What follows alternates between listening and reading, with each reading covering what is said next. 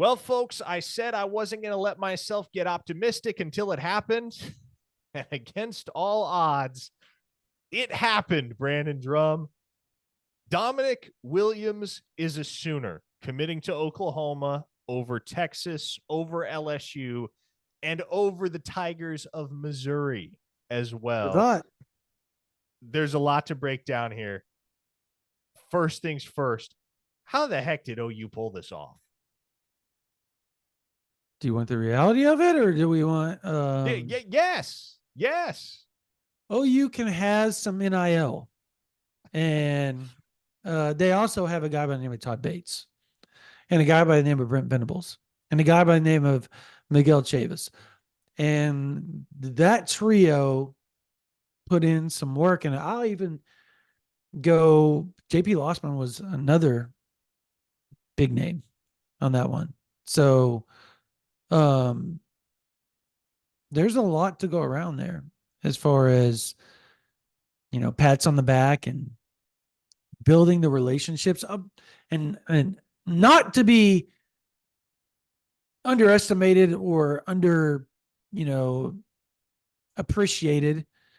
Seth Luttrell's relationship with the people running Williams recruitment before this all took place is what kind of started to have Oklahoma kick the tires around when he got in the portal to begin with, and was why he took his first official visit to Oklahoma and not just stayed 1, 2, but 3 days in Norman. 3 days. OU by far had the longest official visit, almost to the point where by the time they left, there was almost some documents signed, but they stuck to their guns. They said, look, we're going to go through the process because Dominic didn't get to do that out of high school. Very next visit was Texas. I was told that visit was up and down a little bit. Almost there were some people in Williams camp that wasn't particularly fond of a few things that happened on that visit. Same thing with Missouri, right? Missouri, they go there. The brother enjoys it, but there were other people in that camp that didn't really like a few of the things. They go to LSU. LSU met everything that they wanted. LSU's desperate for defensive tackles, right? They threw money. They threw NIL. They did everything they could to make that work. But at the end of the day, the kid's heart, and I know that gets understated in today's NIL, where a kid's heart is at plays a big factor still. And Oklahoma met and checked every box for him. And when you do that, and the funny thing is literally like 4 days after Williams visits, Todd Bates has three of his Clemson guys that he coached for 3 years get drafted. 3 years. 2 of them were 2-year starters, 3-year starters, 3-year starters for Todd Bates. One of them started 2 years for him. And those guys get drafted. Then you add, obviously, Jonah Laulu, right? He gets drafted at Oklahoma. A guy that had zero chance of getting drafted before he got to Oklahoma. He was playing defensive end, and he was not a NFL defensive end. They slide in. He plays defensive tackle for 1 year. 1 year, and he gets drafted. If that's not encouraging for Dominic Williams and his talent, I don't know what is. And there's another thing. I think Todd Bates has the most former players at defensive tackle in the NFL right now from any college coach. I believe that's a true fact. At least on a roster. Sure. That's impressive, man. That speaks volumes. And you add those things up, because I remember talking to his handler, Cordell, before all of this happened. And one of the things they said was Oklahoma's getting the first visit because Todd Bates puts dudes in the NFL. They develop. And I know he goes, I know he hasn't had a lot of development at Oklahoma just yet, but it's coming. because they finally got their guys in. They're not dealing with the previous staff's guys. They got their dudes in, and you're starting to see that, right? Things are going to start improving for Oklahoma with defensive line draftees. It's going to get way better. And Dominic Williams may be the first one to go now. Kind of crazy. What this makes me wonder, Brandon, is where does this rank among the significant individual additions of the Brent Venables era, be it on the recruiting trail or via the portal? Because I don't think there's a question. It's up there. It has a case for number one. Is it more impactful than, say, the addition of Jackson Arnold or the addition of David Stone or the addition of Peyton Bowen or even Dylan Gabriel? Yeah, well, I was going to go Dylan Gabriel is probably always going to be number one because he solidified a position that needed solidified. But as we at a very crucial time for Oklahoma. Here, like and we just talked about this last night on the OU Insider Under the Visor podcast, but it's very obvious that an elite defensive tackle, an elite proven defensive tackle, is the one thing that Oklahoma really lacked heading into the SEC. That was the one thing that it felt like was going to solidify this unit and increase the overall confidence in what they could be year one. How much better do you feel about everything that this defense has the ability to become and accomplish in 2024 with Dominic Williams versus without? Well, okay. So again, I referenced this on a podcast that we recorded the other day. And I said I was watching the SEC Mike podcast, and they talked about, you know, what you don't question is Oklahoma's defense this year. Like, you're not going to question their defense because their defensive line is so good. Well, yes, it's going to be good. With or without Williams, it was going to be good. It has the potential to be great, Parker, now, because now you're looking at your starting D tackles. I just want people to wrap their heads around this. So your nose tackles, right? Your starting nose tackle is going to be Dominic Williams. Your 2A, 2B nose tackles are Dejon Terry and Jaden Jackson. To say nothing of David Stone. That's the other defensive tackle. That's the other defensive. I'm sorry, Jermaine Lole, but that's the other. To me, that's the other defensive tackle spot. That's what I mean. Like, you're three deep. You've got Halton, Stone, Lole at the other one.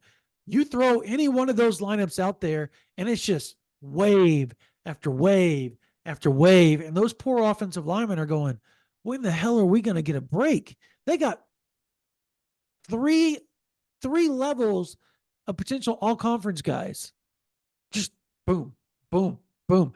And that's not even counting the edge, where we know Oklahoma's stacked as well. There will be some fire off the edge. Yeah, this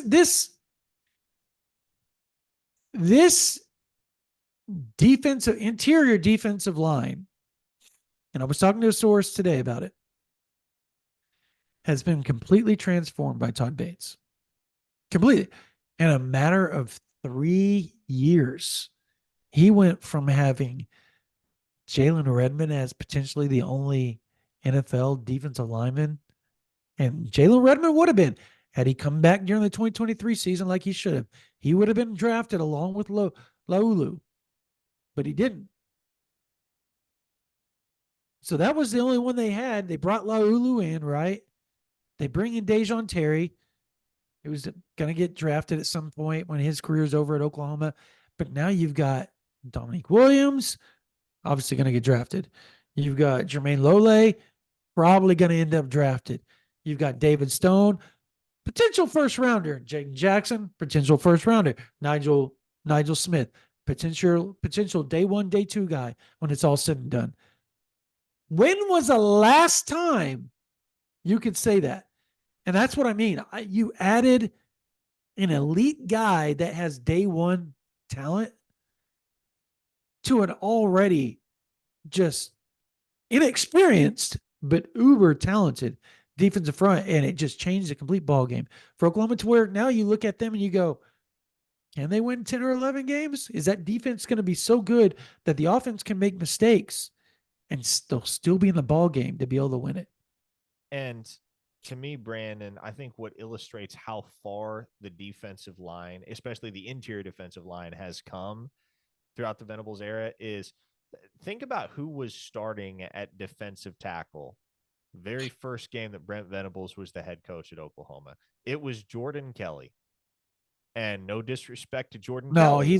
I like Jordan Kelly. But that's a guy that he had no hope of going to the NFL. And he realized that. And he went full tilt into his career when he graduated. But that was the guy that was the starting defensive tackle at Oklahoma week 1 in 2022. Week 1 in 2024, you're going to have at minimum 5 NFL caliber defensive tackles one day on your roster that you can incorporate in various permutations into that rotation on the defensive line. Yeah. It has been a night and day transformation of that position group under Brent Venables and Todd Bates. And I think what becomes significant as we think about Oklahoma's future in the SEC and what it looks like, and this is obviously pertinent more so to the 2024 season, but if you're thinking big picture, I think the crux of the point remains defense wins championships. Yep. And SEC programs, historically, the ones that have gone and become national champions, and there have been many of them over the years. Yeah, we think about Alabama, we think about Georgia, but LSU has won 3 national titles since Oklahoma last hoisted that Crystal Trophy, Brandon.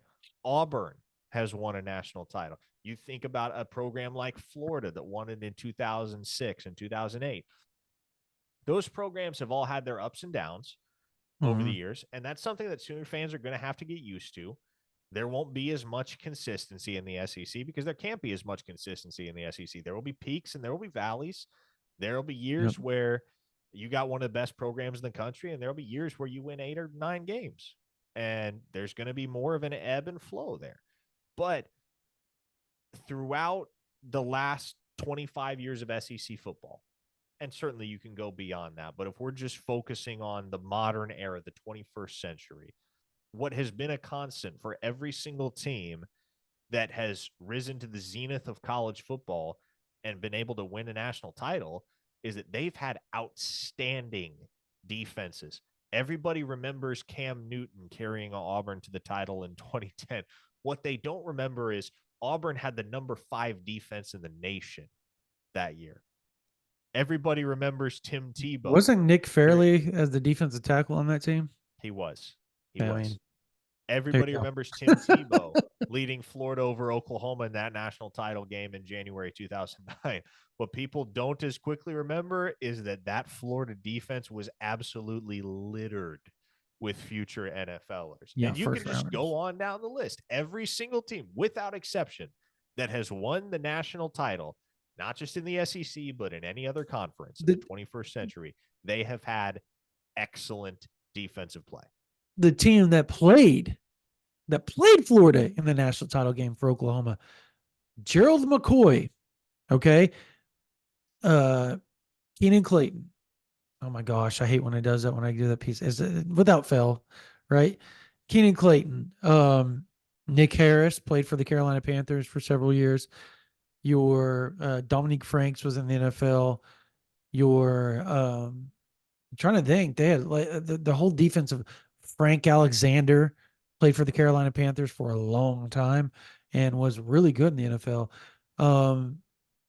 Their whole defensive line ended up in the NFL outside of I think it was Adrian Taylor that broke his leg the next year in the Sun Bowl, but he was on his way to being a day 2 pick, right? Like a second round pick. And that Brandon, you're again, that is your point. That helps illustrate the point. That's the last time Oklahoma's played a national championship. The defense looked like that. Yep. And the defense has to look like that. It has to resemble that if you're going to actually be competitive on the national level and not just go to New Year's Six bowl games, but go and play for national championships. And That 2014 and 2015 defense, just not to digress with Jordan Phillips and all those guys, they were really, really good. They were pretty salty. Yeah. Anyways, go ahead. But Oklahoma, we know that Oklahoma brings back 9 of 11 starters defensively in 2024. Yep. We know they talked Billy Bowman and Danny Stutzman into one final run in an Oklahoma uniform. Now they add Dominic Williams.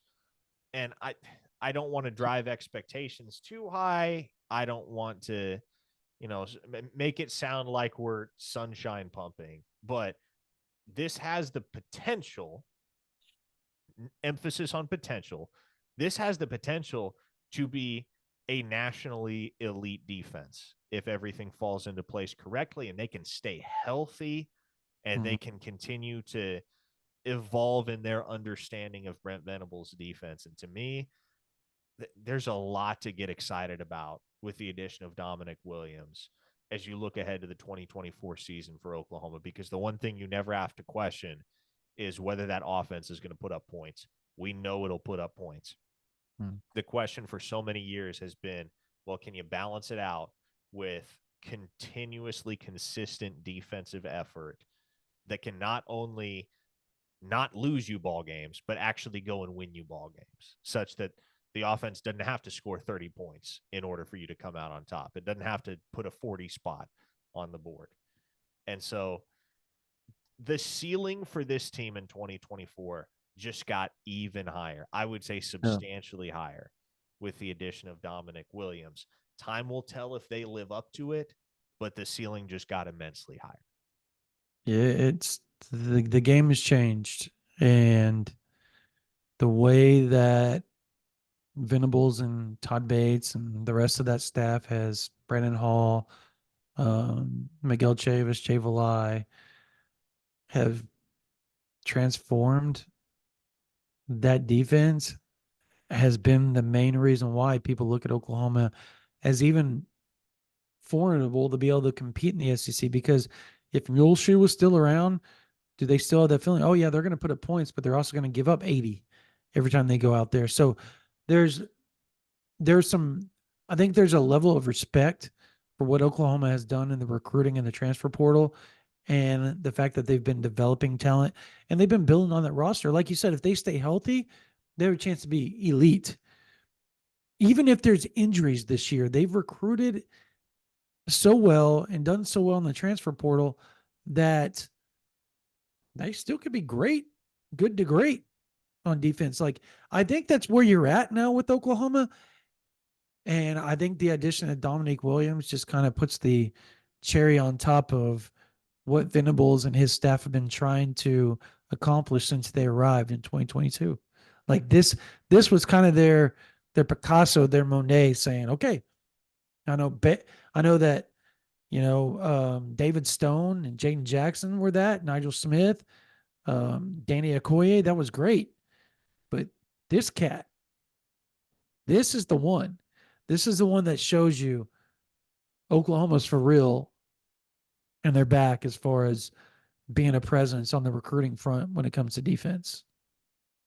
And as we turn our attention now to fall camp and whether the Sooners can demonstrate a progression in their schematic understanding of everything that Venables has instilled in their pursuit of the development of a championship level defense, Brandon, there is one place where you can stay up to date with everything that's going on the practice field and behind the scenes, not just for the program itself in terms of who's already in that locker room, but also who will join the program in future years. Continuous updates from the recruiting trail as well.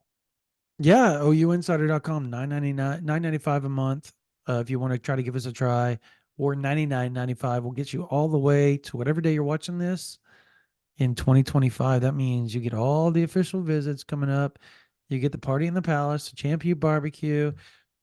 The coaches are out on the road. We're updating you guys where they're at on a daily basis, who they're seeing, who the next big target is in 25, 26, 27, who Oklahoma's leaning towards at whatever position you want to know about. We've got it over there on OU Insider. Plus, Brody Lusk does an amazing job when it comes to basketball. He has killed everybody with the transfer basketball coverage as well.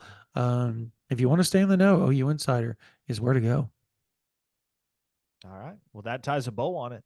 Dominic Williams is an Oklahoma Sooner. The Sooners beat out LSU, Missouri, and Texas. Things are changing. Of the 6'2", 320-pound defensive tackle who spent his first 2 collegiate seasons at TCU. Instant upgrade and instant impact addition for Oklahoma on the defensive line. We hope to see you over on OUinsider.com as we continue to break down the news from every angle. But until then, or I should say, until we see you next on this YouTube channel, for Brandon Drum, I am Parker Thune. Take it easy, everybody.